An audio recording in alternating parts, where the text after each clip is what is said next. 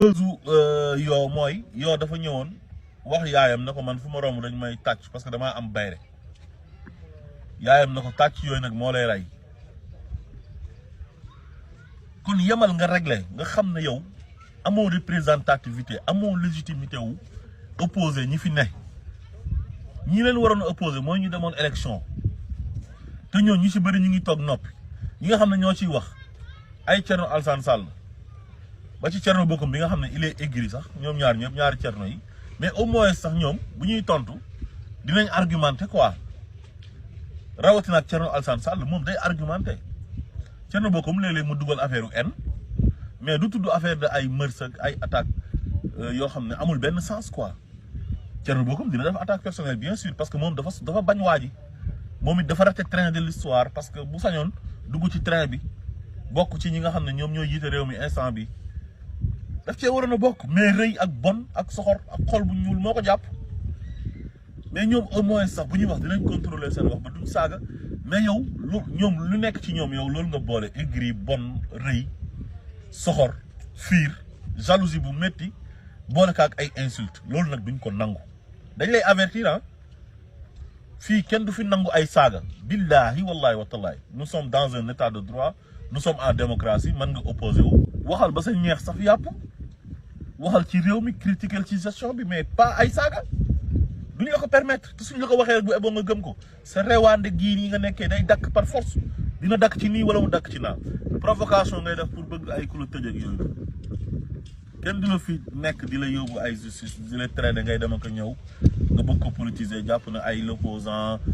diw moom gars yi dañ koy jaay doole dañ koy tëj ak yooyu ngay victimiser wu te loolu bu amoon sax sénégalais yi du tax ñu bëgg la faale wuñ la sénégalais yi Ousmane Sonko mi ñu bëgg loolu c'est naturel yàlla moo koy def si nit innal fadla bi yadillah yuti man yasha zalika fadlullah yuti man yasha wallahu zul fadlul azim loolu il faut nga gëm ko te nga def sa bopp bi ne yow tekki woo dara doo nitu tus doo dara tekki woo dara ngay wane ne anti système bi sax à part moom yow yaa ci topp nga ne moom bu amee candidat moom laay jàppale loolu yëpp nga wax ko fi léegi nga def sa calcul ba raté train de l'histoire ba pare bëgg ko soppi benn en jàpp ne waa ji moo la tooñ te waa ji tooñ la yow yaa tooñ sa bopp ndax sa ay calcul politique te fi nga teg sa bopp àggoo fa ci wàllu politique parce que tekki woo dara waa ji tekkiwul dara il ne représente absolument rien du tout parrainage sax mënoo kaa am mënoo nekk maire mënoo nekk député ah booy def morom sax au moins nga def morom koo xamante ni sa morom la mais koo xamante ni yow tolloowu leen du sa morom ci wàllu politique moo la raw du sa morom ci wàllu jàng du sa morom ci wàllu diine du sa morom ci wàllu mërs nga ne yow da nga koy xasee ci mërs te yow li nga def mën nañ see teg loxo duut ci baaraam ne mu ngi nii mu leer naññ ay jigéen yoo xam ne da nga leen a biiral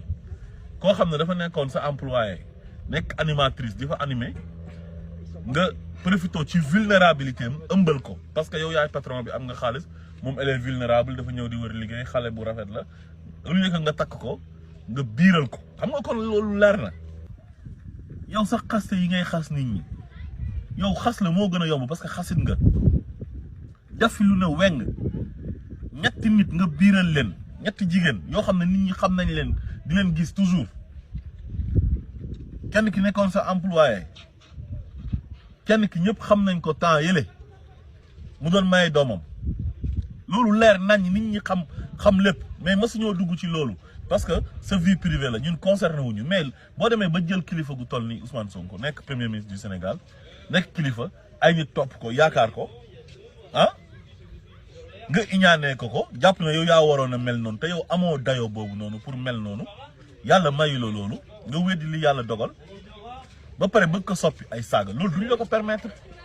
il faut que tu arrêtes sa rewaandi gi nga nekkee ak sa xamadi gi il faut que ça cesse koo xam ne état moo def complot bëgg ko éliminer dem ebal benn xale bu jigéen ne demal jiñ ko viol ba pare yàlla setal ko comme ni mu setalee woon yonent yàlla Yusufa ci wa shahida shahidun min ahliha Ndeye Khady Ndiaye moo njëkk a taxaw setal Ousmane Sonko jëkkëram Ibrahima Coulibaly setal ko Mama Ba setal ko te ñooñu bu doon far di am xanaa kooku ñooñu Adji Sarr la ñuy faral wala ne kii fenkat la tey moom loolu yëpp xam na ko jarul sax ñu si ñëwaat mais dañuy fàttali rek fa zakir fa inna zikra tanfa'ul mu'minun dañuy fàttali rek gynécologue ba ñëw ne ñii dañuy fen capitaine Touré ne ñii dañuy fen bañ dàq ko ci ba ci doon persécuté Alfousseynou Gueye gynécologue ba lu nekk am fi dëkk bi tàkk ah nit ñi xeex ndax xeex pour dëgg xeex pour démocratie loolu yëpp fekk na ko fi te nee na moom di doon soutenir waa ji kon moom li mu doon def gëmu ko moom double visage la amoon double rôle la doon joué